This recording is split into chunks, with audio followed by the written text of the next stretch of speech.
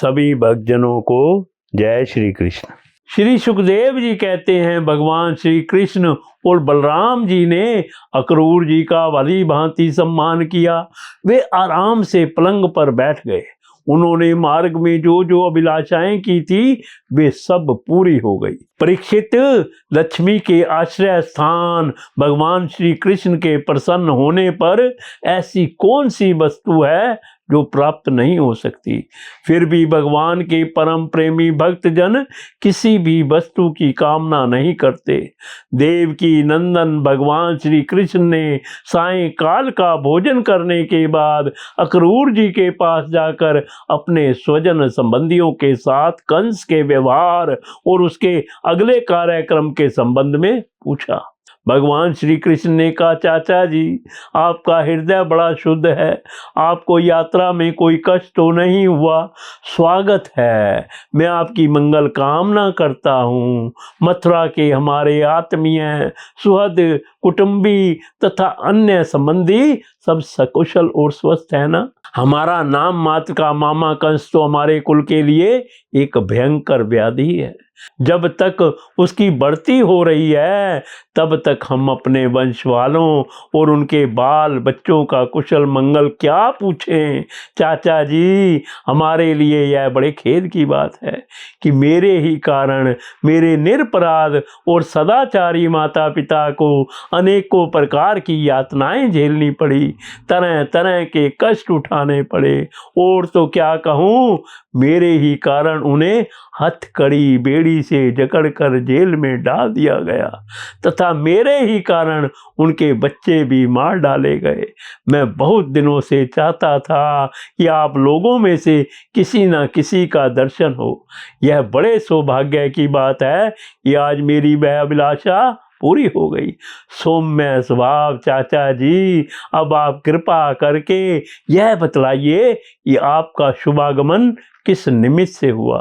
श्री सुखदेव जी कहते हैं, परीक्षित, जब भगवान श्री कृष्ण ने अक्रूर जी से इस प्रकार प्रश्न किया तब उन्होंने बतलाया कि कंस ने तो सभी यदुवंशियों से घोर वैर ठान रखा है। वह वसुदेव जी को मार डालने का भी उद्यम कर चुका है।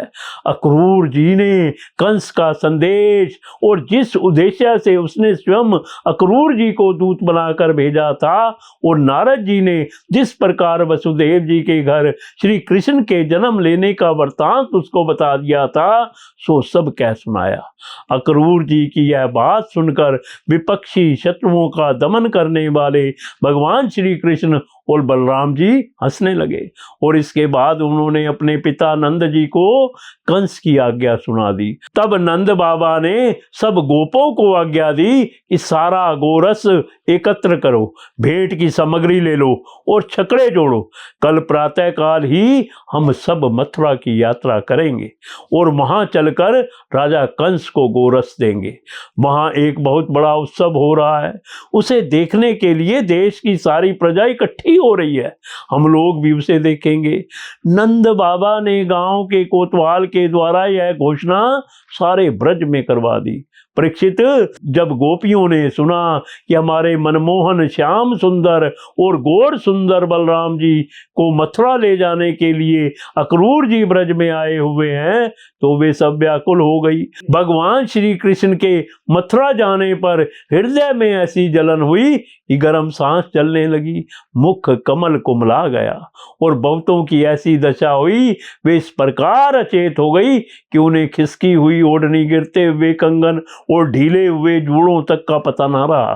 भगवान के स्वरूप का ध्यान आते ही बहुत सी गोपियों की चित्त वृत्तियां सर्वथ निवृत्त हो गई, मानो वे समाधिस्थ आत्मा में समिष्ट हो गई हों और उन्हें अपने शरीर और संसार का कुछ ध्यान ही ना रहा।